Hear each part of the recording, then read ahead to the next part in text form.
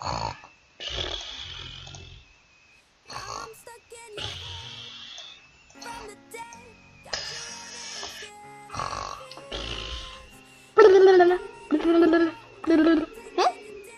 Oh, probably my timer. Oops. Today I think I'm going to be reading my book that I just got. Serifina and the Splinted Heart.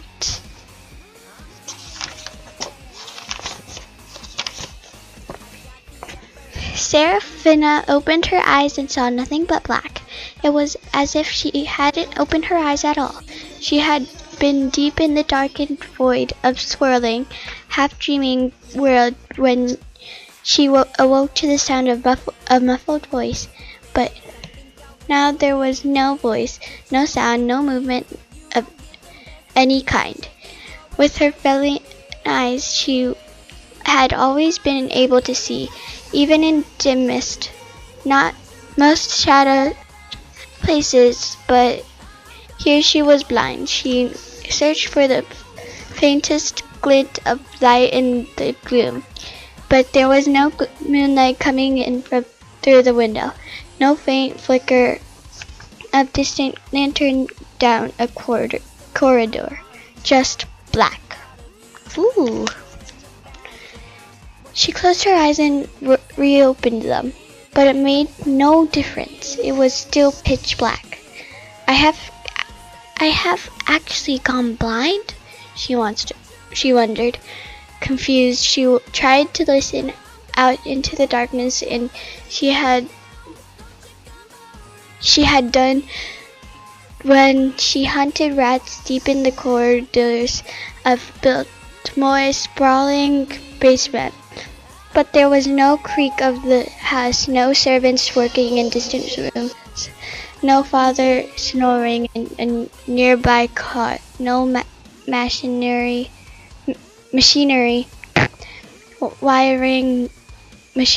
wiring, no clocks ticking or footsteps. It was cold still, and quite in a way she had never known.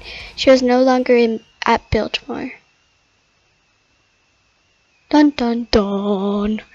That wasn't actually in the book, but I just read it, cause yeah, I can. Yeah. Remembering the voice that had awoken her, she listened for it again, but whether it had been real or part of a dream, it was gone. Where am I? She thought in bewilderment. How did I get here? Then a sound finally came, as if it answered to her question. Thump, thump. For a moment that was all there was. Thump, thump, thump, thump. The beat of her heart and the pulse of her blood. Thump, thump, thump, thump, thump, thump. As she slowly moved her tongue to moisten her cracked, dry lips, she sensed the faint taste of metal in her mouth. But it wasn't metal. It was blood. Her own blood flowing through her veins into her tongue and her lips. She tried to clear her throat, but then, all at once, she took in a sudden, violent, jerking breath and sucked in a great gasp of air, as if it were the very first breath she had ever taken. As her blood flowed, a tingling feeling flooded into her arms and legs and all through her body.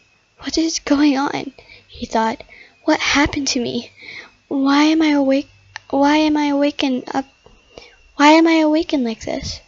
Thinking back through her life, she remembered living with her pa in the workshop and battling the black crow and the twisted staff with her best friend Braden.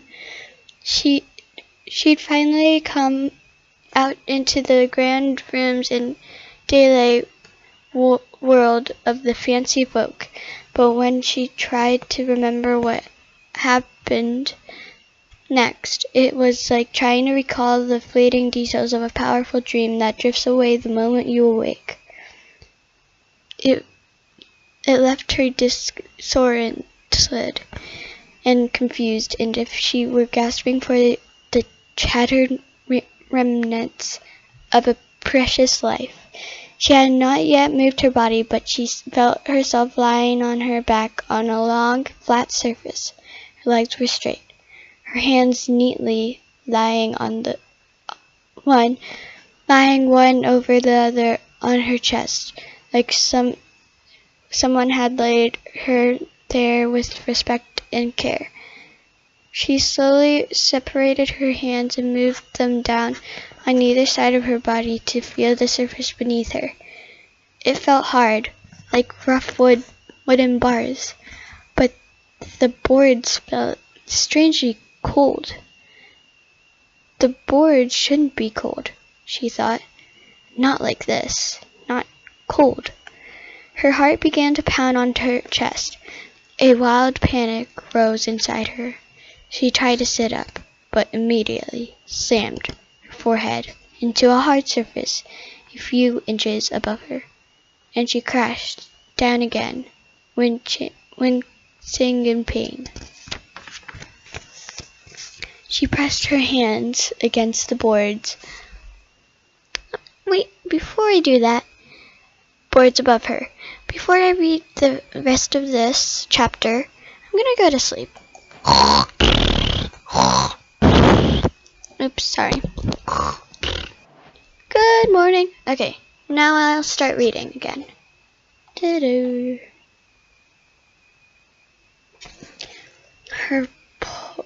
She pressed her hands against the boards above her. Her probing fingers were her only eyes. There were no breaks or openings in the boards. Her palms began to sweat. Her breaths got shorter. A desperate surge of fear poured through her as she craned her body and pushed to the side. But there were boards there too, just inches away. She kicked her feet. She pounded her fists, but the boards surrounded her, closing her in on all sides. Serifina groaned in frustration, fear, and anger. She snatched and she secured. She twisted and she pried, but she could not escape. She had been enclosed in a long, flat, wooden box. She pressed her face frantically into the corner of the box and sniffed, like a trapped little animal, hoping to catch a scent from the outside world through the thin cracks between the boards. She tried one corner and then the next, but the smell was the same all around her. Dirt, she thought, and surrounded by damp, rotten dirt. I've been buried alive.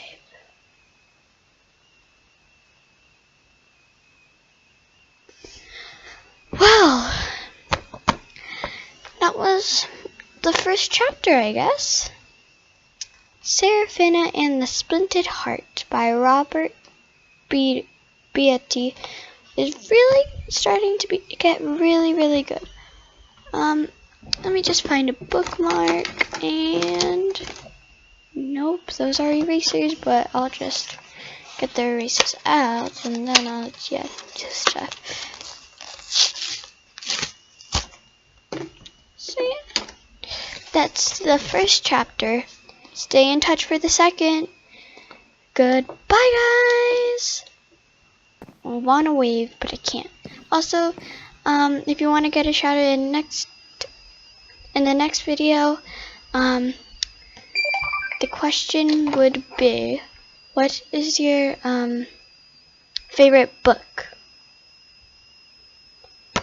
Thanks, and again, thanks for watching, and I'll see you guys next time. Bye.